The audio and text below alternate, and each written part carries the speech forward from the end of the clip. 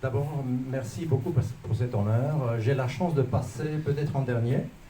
Ce qui de cette session. Il y en a une autre session. Ce qui me permet de m'assurer de la qualité des personnes et des projets que vous avez sélectionnés, et ce qui m'honore d'autant plus en recevant ce prix d'excellence. Étant assez nouveau en fait dans votre cercle, je me suis déjà posé la question en fait par rapport au symbole que vous présentez ici. En fait, on a un penseur, n'est-ce pas? On parlait d'anthropocène tout à l'heure. On a 7000 ans de différence. Voilà, on a le penseur de Amangia, qui est peut-être qui date de à peu près 8000 ans. Je regardais tout à l'heure, voilà, en fait. Et de l'autre côté, on a, n'est-ce pas, quelque chose qui nous pousse vers l'avenir, peut-être le présent d'une certaine façon. On a un penseur. Bon, cela peut ouvrir des fenêtres. À quoi pensait-il? À quoi va penser l'intelligence artificielle? Mais nous, on est au milieu. On est aujourd'hui, on est dans cet instant qui est le présent, qui est le cadeau. C'est un cadeau que nous avons. Et c'est un cadeau qui, aujourd'hui, en fait, c'est le jour du cœur. C'est le jour international du cœur. C'est le jour peut-être où on peut être appelé à mettre notre cœur à l'ouvrage, d'être dans nos cœurs aujourd'hui et dans les jours qui vont suivre. Je voulais également dire quelque chose au sujet du fait que nous ne vivons pas dans un pays, nous sommes dans une langue. En fait, c'est pas moi qui le dis, c'est Cioran, n'est-ce pas? Et pourquoi je dis cela? En fait, j'ai quitté la Roumanie il y a 35 ans, je suis arrivé en France, j'ai fait des études ici et je suis parti il y a 23 ans aux Pays-Bas pour représenter la France au sein de l'Office européen des brevets. Donc aujourd'hui, on parle d'innovation. J'ai été examinateur de brevets pendant de nombreuses années. Einstein a commencé comme ça. Il était clerc effectivement à Vienne, à l'Office autrichien des brevets.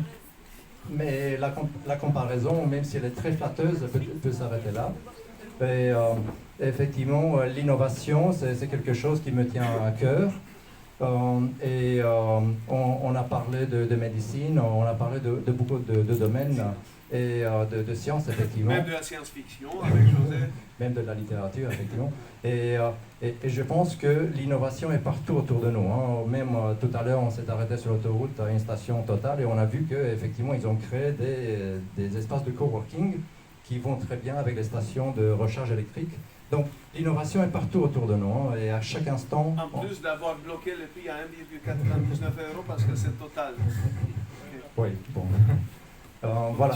Donc, aujourd'hui, j'ai l'honneur d'accepter ce prix à titre personnel, mais je veux le dédier à une équipe. Parce qu'en fait, derrière moi, il y a une équipe. Il y a certaines personnes de cette équipe qui sont ici. Je veux les féliciter. Voilà. Il y a Johan qui va en fait, qui est le curateur d'un événement qui aura lieu un peu plus tard et je vous invite à rester. En fait, on va parler de leadership. On a Juliana également ici, merci Juliana.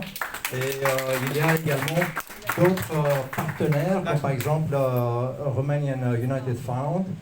Voilà, qui je veux remercier.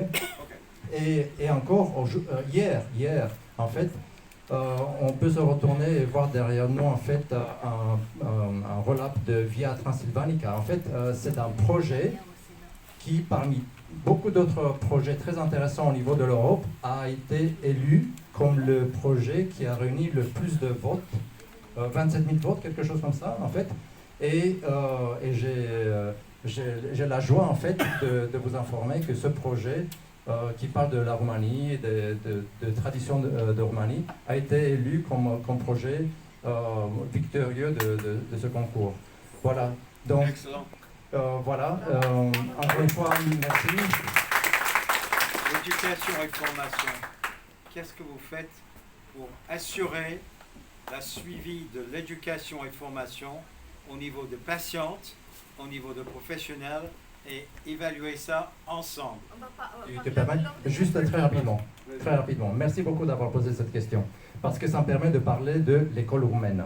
Il y a presque 10 ans de ça, j'ai créé une école de week-end, où des enfants de l'âge de 2 à 14 ans viennent chaque samedi.